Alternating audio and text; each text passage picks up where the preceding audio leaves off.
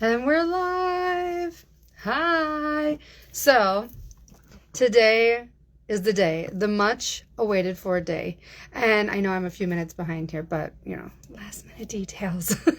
So I am so excited to start introducing the Zodiac collection to you. I have been, and Shannon too, have been working on this collection for a very long time. We were going to launch it last holiday. We were going to launch it last summer, and it just did not feel like the right timing. And I thought, okay, let me just meditate on this. Let me just tap into my intuition and see what would be a really good time. And immediately it was like, well, the astrological new year right now. So the first day of Aries, the spring equinox, this is the astrological new year. So this is the new year for nature, right? And for the stars versus in January when that is the dead of winter, right? So what better time than right now, the first day of Aries, to introduce to you Aries. I want to tell you a little bit about how this next 12 days is going to go though. So the next 12 days, I am going to be introducing each of the zodiacs each day. So today is going to be Aries, tomorrow will be Taurus, the day after will be Gemini, and so on. I'm going to talk about what some of the qualities are for these zodiac signs and why I picked the stones that I did, or not why I picked the stones, because that's the same across the board, but what stones that we did use for each of the signs. So the why I used the stones and the crystals that I did is very, very different this time than last time. So the last time I did it was based on the personality traits and stones that would best support that personality trait. This time we went purely on vibration. We went purely on the qualities of the actual stone in relation to the vibration of the planet that is the ruling planet. So for Aries, the ruling planet is Mars. And so what we did was we picked stones and crystals that were going to align with the vibrations of Mars. So we did this through, I worked with another person to come up with a planet collection for them. And she is a sound healer and a master musician and an actress, and she did this testing for the stones and the crystals in relation to the planets, right? To see if it would be a vibrational match and how much of a vibrational match it would be. Then the design brief that I received was all about 100%, 75, 80%, but most of them were 100% vibrational match for the planet. So what's interesting about these bracelets is they are very unexpected. Bracelets and malas. So for the first time ever, we're going to have Zodiac malas. We didn't before, we just had the bracelets. So we also have the malas, which I'm really excited about. And we're doing them in this 6mm size. But what's interesting is that these stones are very unexpected, but very magnetic. So I designed the Aries bracelet and I could not get enough of it. I just wanted it. I wanted it by me. I also married an Aries man. It's just wild. And then she has this album called Aligned that is the sound baths and gong baths with the different sounds of each of the planets. And the Mars one, the track, I could not get enough of. And I'm like, what is going on? Then my dear friend, Melissa Bito at Becoming, sent me a Vedic chart for, I don't remember if it was Christmas or my birthday. I think it was my birthday, my Vedic chart. And it turns out that my chart is ruled by Mars. And so I thought, how interesting. I'm drawn to this track. I'm drawn to these stones. I married an Aries man. Like, what in the world? So anyways, let's get into a little bit more about Aries. So Aries, you are a fire sign. And so you have the element of fire on your side. You are also a cardinal sign. And some of your traits that you embody, a lot of times when we think of an Aries, we think of somebody who's hot-headed. And I know I'm married an Aries and I'm saying, yeah, they're hot-headed. Yes, they enjoy the argument for the sake of the argument. It's never boring at our house. But I also want to say that it's not just about the argument. It's about the passion, the drive, the creation, the ability to get things started, the drive and this They can be a little bit impulsive and competitive, but they're also very independent and will take charge when they are inspired to take charge. And we need that. We need the people in our lives that are going to take action, right? And get things moving. These are natural born leaders. They thrive on pioneering something new. I was talking to my husband yesterday and he goes, I had a really good day at work because I feel like the work that I'm doing matters in the world. And I just thought, how beautiful is that? Like, I love that so much.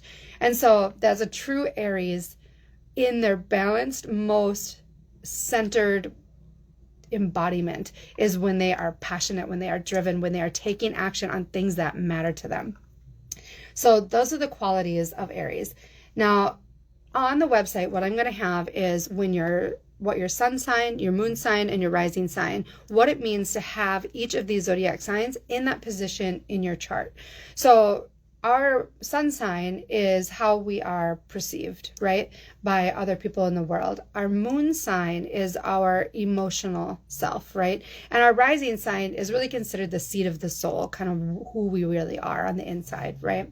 Not just emotionally, but in essence. So when your sun is in Aries, you are shaped by action, challenge, initiation. I have some notes here I'm going off of, but they are really about what I was talking about, those natural born leaders. When you have your moon sign in Aries, your emotional world is very fiery and very direct. You do not beat around the bush. You get to the point. You are quick to feel and quick to express. This is why sometimes we get this idea that Aries are just popping off. And it's like, no, it's because they have this fiery quick response, and they can feel those emotions and process those emotions quickly. They crave excitement and they dislike emotional stagnation. So if they are bored, they will move on. I always joke with my husband because he's an Aries, right? And I said, we were reading his chart and it was saying, you need somebody who's going to keep you on your toes or you'll just move on, right? And it's funny because we just read that a couple years ago and I always said to my husband, you would be bored without me. And then we see in his sign, I'm like, see, you need the excitement of my craziness. All right, so that's when your Aries sign is your moon sign. Excuse me. And you can find this online. You can just Google, what's my moon sign? You do need to know what time you were born. Now, when Aries is in your rising sign, this person comes across as dynamic, assertive, sometimes a bit headstrong. But again, this is that fiery nature. They make fast decisions and tend to dive into life head first. So again, the fast starters, taking action, processing emotions, moving through things quickly. These are the Aries. And what's interesting is that Aries is that first sign of the zodiac as well. So some of the metaphysical properties is that drive, action, courage, ambition, physical energy. They tend to have a lot of physical energy within their body and the motivation to take that action and to move forward. So the connection of Aries, so Mars, the planet, and how it's connected to Aries is that Mars gives Aries that go-getter energy and that boldness. So it rules over passion, assertion, and the will to fight for what they want. So Aries, is considered also the god of war, because I think it gets that impression of the fire and the fight and the ability to stand up and move forward when others might not. That's why we need those Aries. We need them to step up and say, that's enough. I can't tell you how many times in my life. So I'm a Virgo. And I'm one of the mutable signs, so I will adapt and move with what's around me. And the Aries are a fixed sign, or a cardinal sign, not fixed, but a cardinal sign. So they are the leaders. And I can't tell you how many times in my life my Aries husband has stood up for me. I'm going to tell you, as hot. When he steps up and he's like, we aren't doing that. Not to me, but to people who are disrespecting me, which is just like, thank you for showing me that quality and showing me how I can step into my strength and that fiery aspect of myself and being that example. So Aries might get a bad rap about being, hot-headed and all that kind of stuff, but they really are the passion and the drive and the fire that we need in this world. So moving on to the stones that are included in this one. So Aries has carnelian. So carnelian is this beautiful orange crystal here. I don't know, it's focusing on me instead of the crystals, but carnelian, excuse me, is a stone of creativity, inspiration, ideation, vitality, and has that fiery kind of energy that Aries inhabits, or not inhabits, excuse me, embodies, right? And then we have tiger eye. So tiger eye is a beautiful banded stone that is really about, it's really about personal power, standing in your power, standing in your light. A little bit different than citrine would be, but tiger's eye has this groundedness to it and a protection kind of energy. So we've got the this in there. Now remember, these stones and crystals were chosen because vibrationally they are 100% match with Mars, the planet.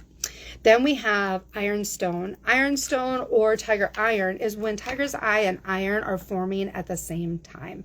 And so this gives it this bold strength and this that take action. When you think of iron and how it's forged in fire, when we're using it, that's sort of this energy for that ironstone.